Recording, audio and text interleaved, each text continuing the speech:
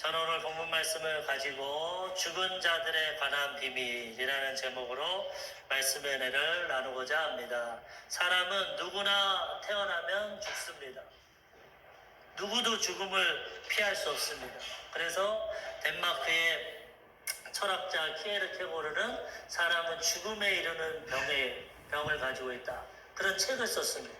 모두가 죽음에 이르는 병에 걸려서 다 죽음의 길로 가고 있다는 거죠. 우리 인생은 어느 누구도 피할 수 없고 죽음을 맞이해야 됩니다. 또 준비해야 됩니다. 그래야 죽음 앞에 다가섰을 때, 죽음이 다가왔을 때 우리는 죽음을 뛰어넘어서 하나님 계시는 천국의 길로 들어가게 되는 것입니다. 히브리서 9장 27절에 보면은 한 번 죽는 것은 사람에게 정해진 것이요 그 후에는 심판이 있으리니. 성경도 죽음에 대해서 말씀하고 있습니다. 한 번 죽는 것은 정해졌습니다. 원래 아담과 하와는 죽지 않도록 창조되었습니다. 그런데 하나님께서 명령하신 것이 선악과를 먹는 날에는 정령 죽으리라. 선악과를 먹었기 때문에 영적으로 죽음이 다가와서 하나님과의 교제가 끊어지고, 그 다음에 육적으로 죽음이 다가와서 병이 오고 노화가 생기고, 흙으로 왔으니 흙으로 돌아가, 육신은 흙으로 돌아가고, 그의 영혼은 구원받았으면 하나님 품으로 들어가고, 구원받지 못했으면 자기 일평생 죄 가운데 영원한 심판의 길로 들어간다고 성경은 말씀하고 있는 것입니다. 그래서 우리는 이 죽음에 대해서 깊이 생각해보고 누구나 맞이해야 되니까. 그렇지만 우리가 이 세상의 지식과 경험과 과학과 방법으로는 이 죽음에 대해서 확실한 답을 찾을 수 없어요. 그냥 막연하게 죽은 다음에 다 끝이겠지, 죽으면 그만이지, 그렇게 생각합니다. 알지를 못하기 때문에. 그렇지만 성경에는 반드시 죽음 후에 천국과 지옥이 있다고 말씀하고 계시는 거죠. 선택은 우리가 하는 겁니다. 하나님은 강제로 하지 않습니다. 그러므로 우리가 말씀을 통해 또 세상 지식을 통해 죽음에 대해서 한 번 더 깊이 생각해보고 어떻게 하면은 하나님 안에서 이 죽음을 잘 준비해서 죽음이 다가와도 그것을 이기고 하나님 주시는 영원한 생명을 가지고 천국에 들어가야 되겠다는 그 믿음을 가지고 준비하며 우리가 살아가야 되는 것입니다. 세상은 죽으면 사람들이 무의식 속에 들어간다고 합니다. 무신론자, 신이 없는 사람들은 그냥 눈에 보이는 대로 사람은 죽으면 그냥 끝이다, 무의식 속에 들어가서 그냥 사라져버린다. 물론 이 말도 일리는 있습니다. 우리가 사후생활을 사후세계에 가보지 않았기 때문에. 하지만 성경은 반드시 천국과 지옥이 있다고 말하는데, 그리고 한편으로 이게 맞다면 인생이 참 허무한 것 같습니다. 70년 80년 땀 흘리고 고난과 역경 가운데 살다가 그냥 무의식 속으로 내 의식이 없어진다. 내 생각과 마음이 분명히 있는데 영원히 살 것 같은데 이것이 무의식 속으로 그냥 사라져버린다. 참 세상 살아가는 것도 허무할 것 같고 죽은 다음에도 참 허무할 것 같습니다. 그렇지만 세상에서는 이 무신론에 대해서 무의식을 가리키고 있고, 그 다음에 여러 가지 종교에서 또 죽음의 후에 사후생에 대해서 말씀을 하고 있습니다. 이 불교나 힌두교는 윤회론을 통해서 죽은 다음에 선악에 따라 다시 태어난다. 처음 태어나서 살아갈 때 선하게 살아가면 더 좋게 태어나고, 악하게 살아가면은 짐승으로 태어나고 벌레로 곤충으로 태어나고. 그래서 한번 살아가는 거 잘 살아가야 되고 수행을 해야 되고 선행을 해야 되고 다음 생에 더 잘게 태어난다. 근데 이것도 물론 하나의 논리지만은 인간적으로 또 기독교 관점에서 생각할 때 이렇게 이 윤회론이 있다면 이거 인생은 참 괴롭지 않습니까? 한 번 사는 것도 이렇게 괴롭고 힘든데 매일 또 다시 또 과거는 모릅니다. 전생은 기억도 못하고 날마다 이 고난과 고통 가운데 영원히 반복된다. 잘 살면은 그 다음에 더 좋게 태어나고 왕자로 태어나고, 잘못 살면은 소로 태어나서 고통을 당하고, 그래서 짐승 살생하지 말라고 하고. 우리 아버지가 예전에 불교 믿으셨을 때 할아버지 돌아가셨는데 점쟁이한테 점채니까 아이고 새로 태어나셨네요, 새를 잘 대하십시오. 그거 하나의 원론이겠지만 얼마나 비참합니까? 인생이 인간으로 태어난 것도 힘든데 그 다음에 새로 태어나고 짐승으로 태어나고 그러다가 또 다른 걸로 태어나고, 이것도 참 인생으로서 어려운 것 같습니다. 근데 기독교나 또 이슬람교, 유대교 이런 종교들은 물론 불교도 윤회설을 말하지만 한편으로는 극락과 지옥을 말합니다. 이런 종교들은 천국과 지옥에 들어간다. 천국과 지옥이 있다고 설명하고 있습니다. 천국은 하나님 계시는 곳, 영원한 기쁨과 평안과 안식이 있는 곳, 지옥은 영원한 형벌이 있는 곳, 고통이 있는 곳, 희망이 없는 곳, 이렇게 말하고 부활을 강조하고, 사람은 죽은 다음에 끝나는 것이 아니라 다시 부활해서 천국에 가든지 죽음의 부활을 통해서 지옥으로 들어간다. 이 이슬람교의 그 천국에 대해서 보면은 코란이라는 그 경전에 이슬람 사람들이 이 천국에 들어가면은 큰 눈에 아름다운 처녀들이 기다리고 있다. 이 이슬람교는 참 남성 중심이야. 지금도 일부 사처제 아닙니까? 한 남자가 4명의 여자를 거느릴 수 있고 처분 마음대로 거느릴 수 있고.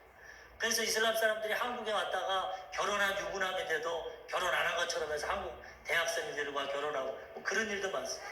그런데 이 사람들의 관점은 남성 중심의 관점, 천국에서도 그렇다.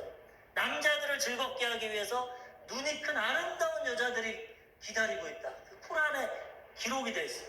너무 또 인간적으로 이상하니까 어떤 분들은 그 언어를 다시 해석해서 그게 아니라 빛나는 청포도가 있다. 뭐 이렇게도 표현을 하는데 어쨌든 대체적으로는 아름다운 처녀들, 눈 큰 처녀들이 있고 또 지하드해서 성전, 테러리스트한테는 어떻게 말하냐, 이건 쿠란에 없는데 그냥 그들을 독려하려고 그러는 건지 이렇게 신을 위해서 알라를 위해서 악을 처단하고 테러를 일으키면은 그를 위해서 72명의 처녀들이 기다리고 있다. 그 여자들이 수종을 든다. 천국이 이런 곳이다. 뭐 인간이 남자들이 좋아할 천국 같아. 여자들은 그러면 어떻게 할까? 그런 천국이라. 죽어서도 남자들 시중 들고 참 어려운 것 같은데 어쨌든 이런 천국을 말하고 우리 기독교 천국은 하나님이 계시는 곳. 눈물이 없고 죽음이 없고 아픔이 없고 고통이 없는 곳. 영원한 기쁨과 평안이 있는 이런 천국에 대해서 말씀하고 있습니다. 인생에서 가장 지혜로웠던 솔로몬도 이 하나님의 성령을 통해서 죽음 후에 진리를 깨닫고 이렇게 고백합니다. 전도서 3장 21절.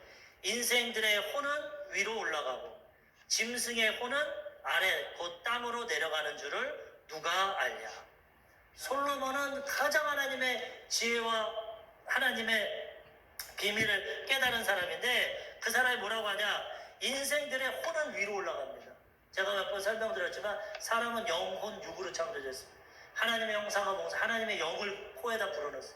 육신을 흙으로 돼 있고 그 가운데 영과 혼이 만나서 우리 자아가 생깁니다. 이성, 감정과 이성과 지성과 의지가 생깁니다. 그런데 인생들의 혼, 우리 인간의 혼은 위로 올라갑니다. 위로 올라가서 하나님 앞에 심판을 받아. 계시록에 보면은 백보자 심판이라고 흰 보자 앞에서 일평생 행위 심판을 받습니다. 얼마나 선하게 살아간다, 얼마나 악하게 살아간다, 그거에 따라 심판을. 그런데 예수 믿는 사람은 심판을 예수님이 십자가에서 받아주셔서 믿음으로 거듭나면 행위 심판은 없어요. 우리의 행위는 다 보혈로 덮어집니다. 그래서 예수님의 의를 통해서 3급 심판만 받습니다. 아까 찬양한 것처럼 해와 같이, 달과 같이, 별과 같이, 별의 별과 같이 우리가 행한 대로 하나님 앞에 3급 심판을 받습니다. 예수 믿지 않은 사람은 행한 대로 죄악 가운데 큰 죄를 진 사람은 거기에 합당한 심판을 받고 적은 죄를 진 사람은 거기에 또 이 백보자 심판이 요한계시록에 기록되어 있는데 그렇기 때문에 우리의 혼은 하나님 앞에 서서 심판을 받는 거예요. 아까도 히브리서에 사람이 죽는 건 정한이 치고 심판이 있다고 말해요. 하나님 말씀은 그렇게 기록하고 우리는 누구나 하나님 앞에 올라가서 심판대에 서는데 예수 믿고 거듭난 사람은 이 심판이 십자가에서 다 갚아졌고 믿음으로 용서받고 하나님 앞에 서서 상급을 받는, 이 땅에서 얼마나 하나님을 위해 살아가고 하나님을 기쁘시게 해드렸냐, 상급을 받고, 그렇지 못한 자는 자기의 심판, 죄악 가운데 심판을 받고. 또 여기 보면은 짐승의 혼은 아래 곧 땅으로 내려. 짐승은 하나님이 흙으로 빚으셨지만 혼은 안 불어, 영을 안 불어넣으셨어요. 그래서 육혼입니다. 흙과 본능만 갖고 있어요. 짐승은 본능적으로 살다가 죽으면 살아요. 이건 진짜 무의식입니다. 영혼이 없어요.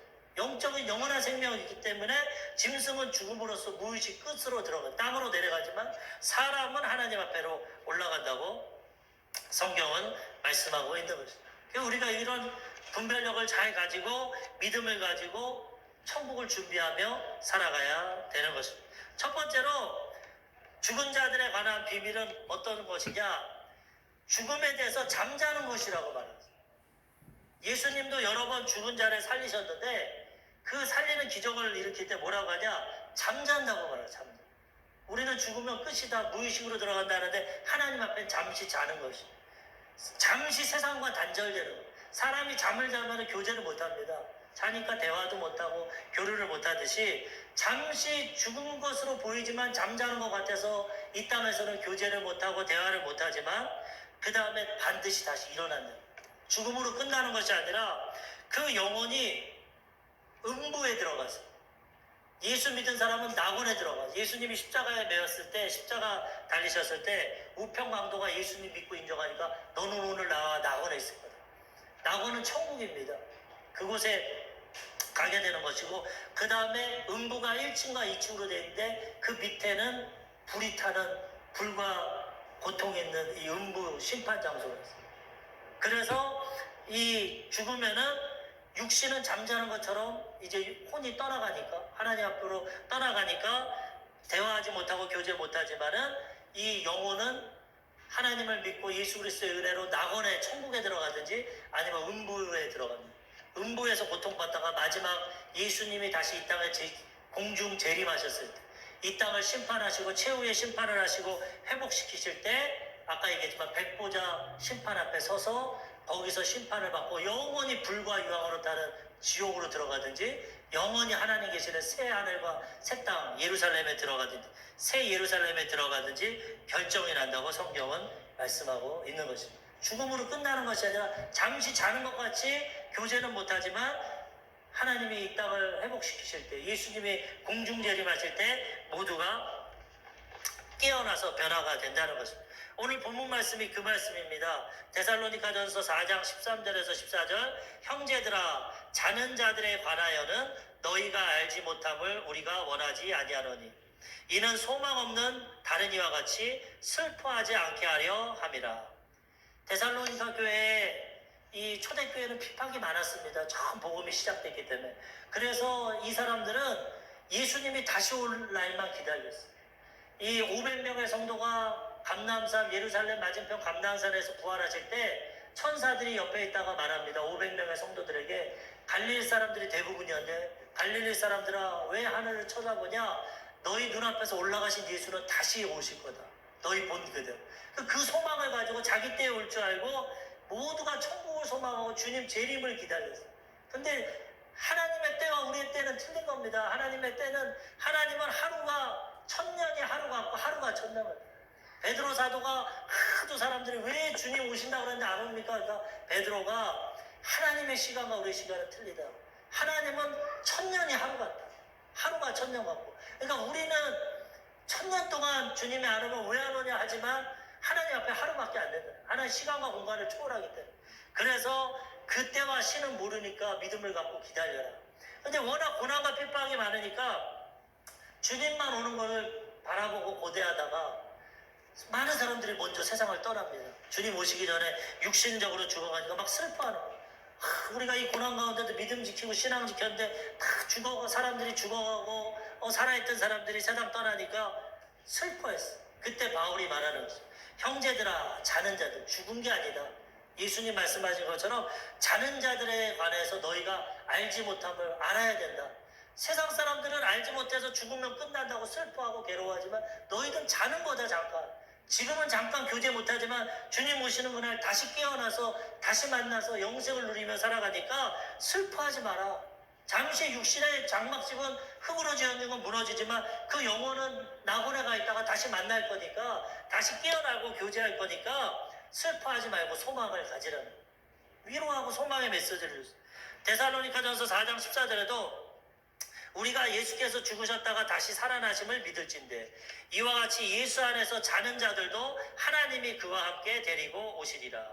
우리 예수 믿는 종교는, 우리 기독교는 부활의 종교입니다.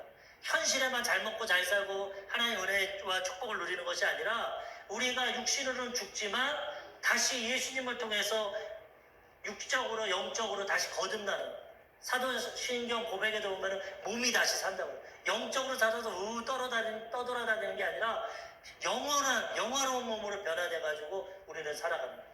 그래서 부활하고 거듭나는데 예수님이 죽으셨다가 살아난 것처럼 우리도 그렇게 된다는 거예요. 마지막 때 이 세상을 심판할 때 구름을 타고 주님 오실 때 먼저 죽은 자들을 다 데리고 오십니다. 그들이 먼저 공중에서 변화되고 땅에 살아있는 자들은 공중으로 끌어올려가서 우리도 변화돼서 영원히 주님과 함께 살아간다고 성경은 말씀하고 있다는 거예요. 그래서 우리가 육신의 죽음이 오면 이들은 먼저 낙원 천국으로 들어가고 우리는 주님의 뜻대로 살다가 만약에 주님의 때가 돼서 주님이 공중 재림하시면 우리는 즉시로 변화돼서 영화로운 몸으로 주님을 만나게 되고, 그렇지 않으면은 육신의 장막집이 무너져서 죽음이 다가오면 우리 영혼은 낙원에 들어가는 거예요. 이것을 우리가 분별하고 믿고 살아가야 된다는 거죠. 예수님께서 가장 사랑하는 나사로라는 사람이 죽습니다. 예수님이 복음 전하고 하는데 나사로는 마리아와 마르다, 나사로 3남매가 부모 없이 살아갑니다. 예루살렘 옆에 베다니의 가장 가난한 마을. 예수님은 예루살렘에 가서 부자들에게 복음을 전했지만 주무시고 생활하는 건 가난한 베다니에 가서 나사로의 집에 많이 멉니다. 그런데 복음 전하고 있는데 사람들이 예수님 찾아서, 예수님 당신이 사랑하는 제자 나사로가 죽었어요. 죽을 병이 걸려서 지금 죽게 생겼어요. 빨리 와서 고쳐주시라고 마리아와 마르다가 말합니다. 그때 예수님께서 이것은 죽을 병이 아니다, 하나님의 영광을 나타낸 거다. 그리고 이틀을 더 묵으셔서 바로 안 가시고, 그랬더니만 병에 걸렸던 나사로가 죽어버렸어요, 그 시간에. 그런데 예수님이 이틀 지난 다음에 제자들에게 야, 우리 나사로가 잠들었다, 깨우러 가자, 그렇게 말합니다. 요한복음 11장 11절에 보면은 이 말씀을 하신 후에 또 이르시되 우리 친구 나사로가 잠들었도다, 그러나 내가 깨우러 가노라.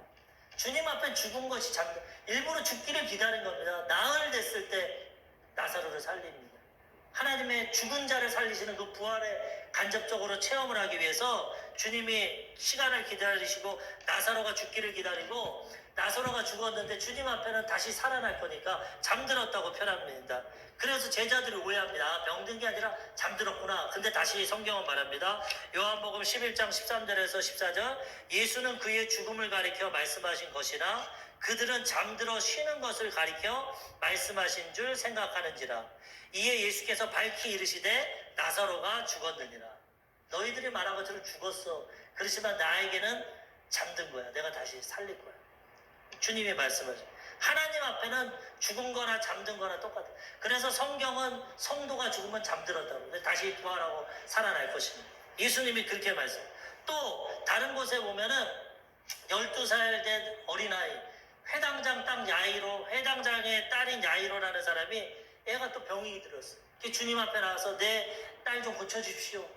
그래서 고치러 가는데 혈액병 여인을 고치다가 시간이 지체돼서 종이 와서 더 이상 선생 괴롭게 하지 마시고 딸이 죽어버렸어요. 그랬더니 예수님이 두려워하지 말고 믿기만 하라, 그러고 가십니다. 그랬더니 벌써 죽었으니까 사람들이 막 퍼나하고 통곡을 하고 장례치를 준비를 하고 있어요. 누가복음 8장 52절, 모든 사람이 아이를 위하여 울며 통곡하매 예수께서 이르시되 울지 말라, 죽은 것이 아니라 잔다 하시니 그들이 그 죽은 것을 아는 거로 비웃더라. 예수님 앞엔 죽음과 사는 게 똑같아. 죽어서 장례 치르고 통곡하고 하는데 예수님이 가서 울지 마라, 자는 거다 그랬더니 다 비웃었어. 저거 정신병자구나, 또라이구나. 분명히 우리가 죽은 거 알고 지금 장례 치르고 있는데 잔다고 하니까 참. 근데 예수님이 그 아이에게 달리다고, 소녀야 일어나라 하니까 일어나고 혼이 돌아와서 살아나, 죽은 자를 살려줘. 하나님 앞엔 죽은 것과 자는 것이 동일한 거예요. 그래서 우리 예수 안에 있으면 우리는 죽음이 다가오지만 죽음으로 끝나는 것이 아니라 잠시 자는 것, 육신은 자는 것 같이 세상과 단절되지만 영혼은 낙원에 들어가서 기다리고 있다가 주님이 이 세상을 심판하고 회복할 때 우리는 영화로운 몸, 예수님과 같은 몸으로 변화돼서 우리는 영원히 주님과 함께 살아가게 된다는 것입니다. 그러면 우리의 육신의 장막집은 죽어서 잠든 것 같이 되는데 영혼은 어떻게 되냐? 이것이 부자와 나사로, 천국과 지옥의 비유를 통해서 예수님이 한 번 더 확실히 알려줘요. 이 한 사람은 부자입니다. 자색 옷을 입고 권력이 있고 날마다 잔치합니다. 돈이 많은 부자. 그리고 나사로는 거지입니다. 가족도 없고 개들이 아픈 데로 와서 헐뜯니다. 부자의 상에서 떨어지는 음식을 먹고 사는데 먼저 나사로가 죽었어. 그는 음부에 올라갔는데 아브라함, 믿음의 조상, 구약의 아브라함. 예수님 오시기 전에 구약 성도들은 믿음의 조상 아브라함과 함께 음부의 1층에서 기다리고 있어요. 예수님의 이 구원을. 구약시대에 예수님이 오시기 전이니까 하나님을 믿고 믿음을 통해서 음부 1층에서 기다리고, 그 다음에 부자도 죽습니다. 잘 먹고 잘 살았지만 죽음이 오니까. 그런데 부자는 음부 밑에 층에 들어가서 불꽃 가운데서 고통하고, 부자가 불꽃 가운데서 눈을 들어보니까 자기 문 밖에서 개들이 헐고 음식 먹던 거지 나사로가 아브라함의 품에 앉겠어. 믿음의 조상, 둘 다 유대인인데 아브라함의 품에 앉았어. 그러니까 이 부자가 그것을 보고 자기 불꽃 가운데 괴로운데 아브라함에게 말합니다. 나의 조상 아버지 아브라함이여, 어찌된 영문인지 모르겠지만 어떻게 그 나사로는 그 품에 앉아있고 나는 이 불꽃 가운데 괴로워합니까? 나를 불쌍히 여겨서 너무 불꽃 가운데 괴로우니까 나사로를 보내서 손끝에 물 한 방울 찍어서 내 혀를 서늘하게 하소서. 큰 것도 바라지도 못해. 물 한 방울 찍어서 내 혀를 서늘하게 해주십시오. 그랬더니 아브라함이 뭐라고 합니까? 그렇게 할 수가 없다. 너와 우리 사이에는 큰 구렁텅이가 있고 돌로 막혀 있어서 갈 수도 없고 올 수도 없다. 음부가 1층, 2층으로 되어 있지만 죽기 전에는 예수 믿고 거듭나고 구원받을 수 있지만 죽은 다음에는 기회가 없다는 거예요. 그러니까 이 부자가 그러면 나는 어쩔 수 없겠지만은 이 땅에 아직 살아있는 5명의 형제가 있는데 나사로를 좀 부활시켜가지고 보내가지고 제발 이곳에 안 오게 전해주십시오.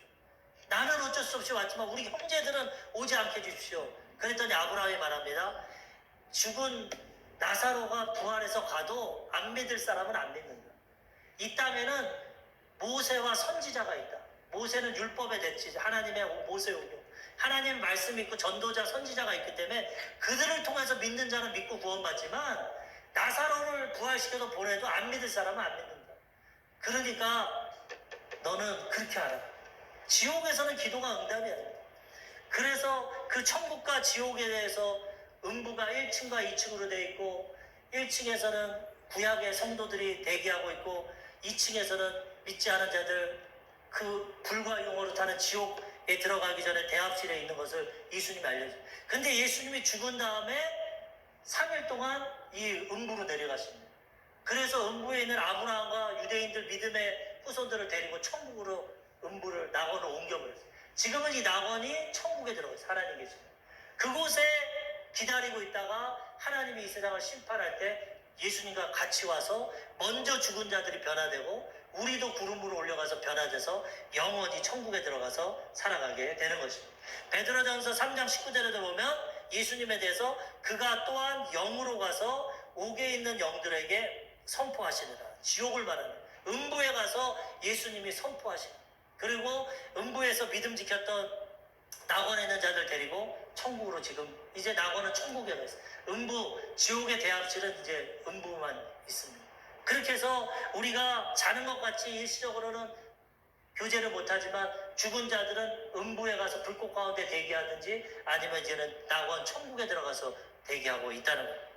그러므로 죽음으로 끝나는 것이 아니라 성경은 자는 것 같지만 다시 깨어난다, 그렇게 말씀합니다. 두 번째로 하나님 앞에서 죽으면 어떻게 되는가? 변화되는 것입니다. 변화되는 것. 불완전한 몸에서 완전한 몸으로 변화되는 것. 아담과 하와가 죄를 지음으로 죄가 들어오고 병이 들어오고 미움이 들어오고 완전히 인간이 타락을 했어요. 완전 전적인 타락입니다. 그런데 예수 믿음으로써 의롭다 칭하심을 받고 이제 점점 변화됩니다. 날마다 완전할 수가 없어요. 천국 가야지 완전히 변화됩니다. 그래서 성경은 우리가 천국에 들어가면 완전히 변화된다고 말씀하고 있어요. 죽음을 통해서 우리는 새롭게 변화되는 거죠. 예전에 이 죽을 몸, 죄악의 몸, 심판의 몸에서 변화돼서 예수님과 같이 영화로운 몸으로 변화됩니다. 고린도전서 15장 51절에서 52절에 보면은 사도 바울이 말합니다. 보라, 내가 너희에게 비밀을 말하노니 우리가 다 잠잘 것이 아니요 마지막 나팔에 순식간에 호련히 다 변화되리니 나팔 소리가 나매 죽은 자들이 썩지 아니할 것으로 다시 살아나고 우리도 변화되리라.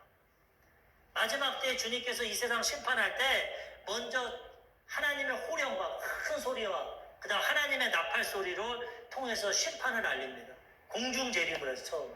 그런 공중재림할 때 심판이 임하기 전에 이 땅에 있는 하나님의 백성들이 구름 속으로 올려가서 휴거가 됩니다. 변화가 됩니다. 그리고 낙원에 있던 천국에 있던 백성들은 예수님과 같이 돼요. 우리가 성화를 보면은 구름에 예수님과 많은 백성들이 먼저 죽은 자들, 그들이 먼저 변화돼서 예수님과 같이 신령한 몸으로 이제 영원히 사는 몸으로 변화되고, 우리도 휴거돼서 공중으로 올라가서 변화된다고 성경은 말해요.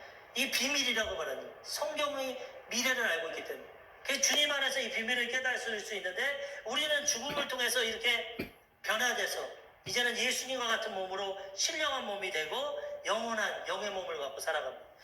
고린도전서 15장 44절, 육의 몸으로 심고 신령한 몸으로 다시 살아나라니 육의 몸이 있은즉 또 영의 몸도 있느니라. 우린 지금 육의 몸에 살지만 이제 휴거되고 거듭나면 영의 몸으로 변화됩니다. 신령한 몸으로 변화됩니다. 빌립보서 3장 21절, 그는 만물을 자기에게 복종하게 하실 수 있는 자의 역사로 우리의 낮은 몸을 자기 영광의 몸의 형체와 같이 변하게 하시리라. 지금 우린 낮은 몸인데, 병들고 죄짓고 연약하고 불완전한 낮은 몸인데 예수님 완전한 몸이시죠. 하나님의 아들 하나님으로. 그래서 우리도 그의 몸과 같이 변화되게 된다는 것입니다. 오늘 본문 말씀에도 데살로니가전서 4장 15절, 우리가 주의 말씀으로 너희에게 이것을 말하노니 사람의 말이 아니라 하나님의 말씀으로 주께서 강림하실 때까지 우리 살아남아 있는 자도 자는 자보다 결코 앞서지 못하리라. 4장 16절에서 17절, 주께서 호령과 천사장의 소리와 하나님의 나팔 소리로 친히 하늘로부터 강림하시리니 그리스도 안에서 죽은 자들이 먼저 일어나고 그 후에 우리 살아남은 자들도 그들과 함께 구름 속으로 끌어올려 공중에서 주를 영접하게 하시리니 그리하여 우리가 항상 주와 함께 있으리라. 죽음에 대한 비밀을 알려주고 있어요. 죽은 자들이 먼저 영혼은 낙원에 있다가 이제 좀 영원한 몸으로 살아나서 먼저 죽은 자들이 변화되고, 우리도 공중으로 구름 속으로 올라가서 공중에서 주님을 영접합니다. 그래서 7년 동안에는 이 땅에 7년 대환란 심판이 임하고, 우리는 공중에서 혼인잔치, 신랑 대신 예수님과 7년 동안 혼인잔치를 완전히 7년 동안 우리는 하나님의 백성으로서 칭찬받고 상급받고 혼인잔치하고, 이 땅에는 7년 대환란이 옵니다. 그리고 7년 환란이 끝날 때 예수님이 이 땅에 지상재림하셔서 모두를 심판하시고, 그 다음에 마귀를 잡아서 무저병에다 가다 놓으시고, 그 다음에 이 땅에 천년하고 평화시대가 옵니다. 그리고 나중에 마귀를 다시 풀어서 한 번 더 태어난 사람들 미혹하고, 하나님을 택하냐 마귀를 택하냐 선택의 길을 주시고, 그 다음에 백보자가 내려와서 심판하시고, 이제 새하늘과 새 땅이 됩니다. 계시록에서 우리 공부할 건데, 어쨌든 이제 주님이 이 마지막 때 공중에 재림하시면은 죽은 자들이 먼저 변화돼서 주님과 함께 하고, 우리도 변화돼서 공중에서 7년 동안 혼인잔치를 해서 영화로운 몸으로 변화됩니다. 예수님이 죽으시고 주일날 아침에 부활하셨을 때 막달라 마리아를 제일 먼저 만났는데, 그때는 하늘에 안 올라가셨어요. 3일 동안 음부에 내려가셔서 그 백성들을 데리고 올라가기 전에 막달라 마리아를 만났는데, 막달라 마리아가 예수님 만지려고 하니까 아직 만지지 마라, 나 아버지께 갔다 오지 않았다. 그리고 갔다 와서 그 다음날 이제 그 다음 주일날 제자들에게 보입니다. 근데 그때는 완전한 영화로운 몸으로 변화됐어요. 육의 몸이 아닌 영의 몸으로 변해요. 그래서 제자들이 예수님 십자가 사건이 두려워서 문을 다 잠고 마가의 다락방에 숨어 있는데, 예수님이 벽을 통과해서 그냥 들어오시고, 영화로운 몸은 시간과 공간을 초월합니다. 분명히 육체는 있어요. 그래서 의심하는 도마에게 내 손을 만져봐, 못자국 봐, 내 옆에 창자국 만져봐, 그리고 보고 믿는 자가 되지 말고 보지 않고 믿는 자가 더 복돼, 그렇게 말씀해요. 완전한 몸은 있지만은 지금의 몸과는 다른 차원의 몸. 그리고 예수님이 안 믿으니까 내 몸을 만져봐, 그리고 먹을 것이 있냐? 생선을 가져와, 떡 가져와봐, 내가 먹을게. 영화로운 몸도 음식을 먹는다. 근데 완전한 지금과의 몸과는 다른 몸으로 변화된다는 것입니다. 요한복음 20장 26절에도 여드레를 지나서 제자들이 다시 집안에 있을 때 도마도 함께 있고 문들이 닫혔는데 예수께서 오사 가운데 서서 이르시되 너희에게 평강이 있을지어다 하시고, 누가복음 24장 39절, 내 손과 발을 보고 나인 줄을 알라. 또 나를 만져보라. 영은 살과 뼈가 없으되 너희 보는 것과 같이 나는 있느니라. 영으로만 바라는 게 아니라 신령한 몸으로 변하죠. 만져봐라. 음식도 먹는다. 그렇게 보여. 근데 이 몸은 벽도 통하고 시간과 공간을 통과해서 우리가 공중으로 구름으로 끌려 올라가는 것처럼 이런 역사가 나타납니다. 애벌레가 번데기가 되고 성충이 돼서 나비가 되는 것처럼 이 육신의 몸이 변화돼서 예수님과 같이 영화로운 몸으로 변화된다는 거예요. 조용기 목사님이 아주 원로인 목사님, 지식이 많고 공부 많이 한 목사님과 식사를 하는데 그분이 목사님에게 이런, 내가 다른 거는 믿겠는데 내가 지식적으로 목사님 어떻게 구름을 타고 오겠습니까? 하나님의 백성들이. 내가 비행기를 타고 올라가면 구름은 수증기인데 비행기가 구름 옆을 지나가는데 어떻게 계시록에는 구름을 타고 하나님의 백성들이 온다. 난 이게 믿어지지가 않습니다. 신학자고 나도 목사지만 안 믿어. 조용기 목사님 이것은 눈에 보이는 수증기 구름이 아닙니다. 하나님이 가시고 영적인 구름이에요. 영적인. 그렇기 때문에 그 구름은 하나님의 영광을 나타내는 거고, 솔로몬 성전 지었을 때 그 가운데 구름이 가득했어. 예수님도 조 목사님도 폐병 걸렸을 때 구름이 가득한 가운데서 예수님을 보고 치료받은 경험이 있는데, 이거는 눈에 보이는 이런 구름이 아니라 하나님이 만든 영광의 구름. 그래서 그걸 타고 하나님의 백성들이 오는 것이고, 그때 몸은 신령한 몸이기 때문에 얼마든지 공중 재림을 할 수 있어요. 우리도 몸이 바뀌어서 공중으로 올라가는 거죠. 하나님의 영적인 비밀을 깨닫고 믿어야지 우리 지식과 경험과 이성으로는 하나님의 뜻을 알 수 없다라고 말씀하고 있는다는 거예요. 그러므로 우리는 죽음으로 끝나는 것이 아니라 이렇게 영화로운 몸으로, 예수님 33살에 돌아가셨는데 30대 몸으로 가장 좋은 몸으로 변화돼서 영원히 우리는 살아가게 된다는 거예요. 천사들을 볼 때 많은 사람들이 간접적으로 체험한 천사들이 30대의 모습을 가지고 있어. 가장 젊고 아름다운 그 주님의 모습으로 우리도 변화될 거다는, 될 것이라고 말씀합니다. 이 미국 하나님의 성의 선교사님이 몽골로 선교를 가셨는데, 이분이 몽골에서 선교하다가 7살짜리 외동딸이 죽어버렸어요. 풍토병으로. 얼마나 마음이 괴롭고 힘든지 날마다 무덤에 가서 웁니다. 하나님, 내가 하나님이라고 성교하러 왔는데, 이 오지에 괴로운 데 왔는데 7살짜리 외동딸을 데리고 가면 어떡합니까? 날마다 무덤에 가서 울고 괴롭고 힘들어 하는데, 하나님 불쌍히 여기셨는지 꿈에 그 딸을 보여주십니다. 그 꿈에서도 무덤가에 있는데 갑자기 하늘에서 호령과 천사들의 나팔이 오면서 천사 같은 사람들로 봤더니 금발의 아름다운 아가씨, 그러면서 자기가 슬퍼서 무덤 앞에 있는데 그 아가씨가, 아버지 왜 우세요? 왜 우세요?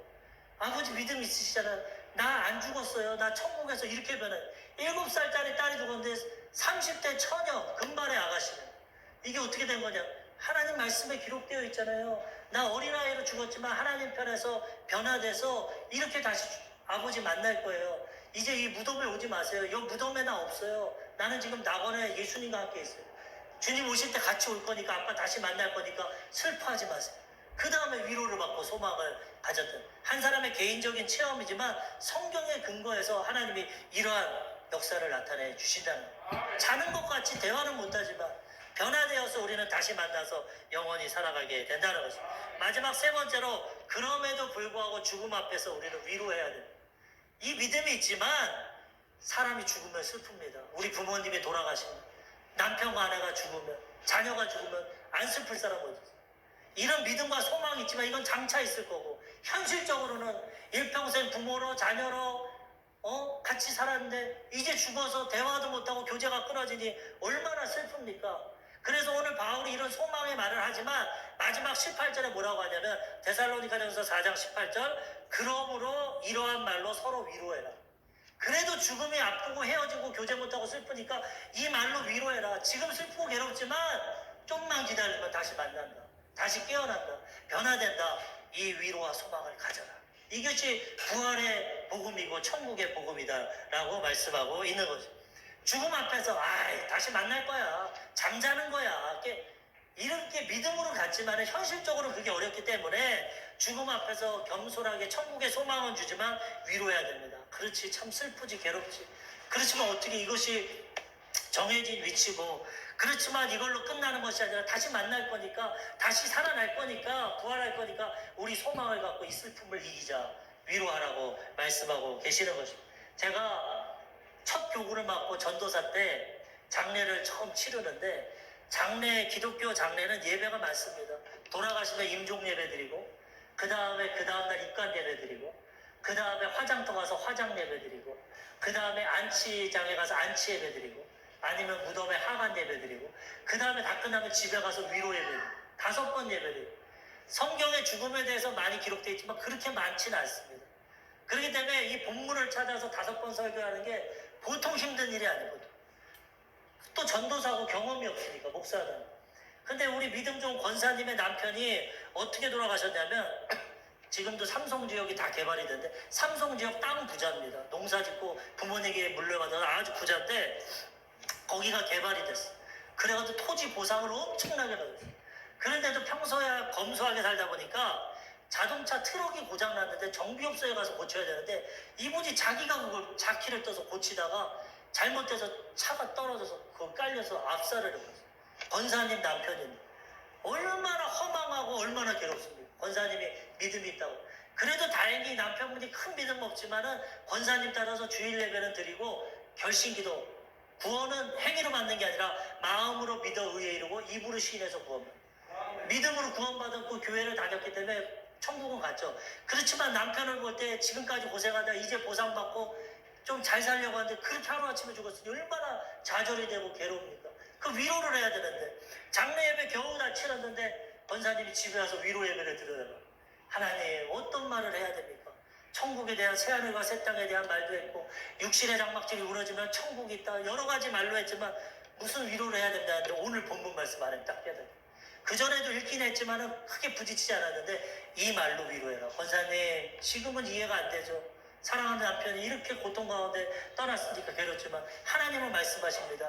끝난 게 아니다. 자는 거다, 잠깐. 육신은 흙으로 가지만 그 영혼은 낙원에 있다. 다시 만날 거다. 우리 변화될 거다. 그러니까 위로함 갖고 슬픔을 이겨라. 딱 그 상황에 맞는 말씀을 주셔가지고 제가 이 말로 위로를 해드리고 소망을 가했어요. 근데 나중에 보니까 이 권사님을 위로받았는데, 이 아들이 둘인데 이 보상을 받아가지고 막 그때 보상 받자마자 그랜저 사고 또 복덕방을 차려가지고 땅 장사를 하더라고. 아버지는 평생 농사 짓고 가난하고 검소하게 해서 자식들이 다 누리더라고.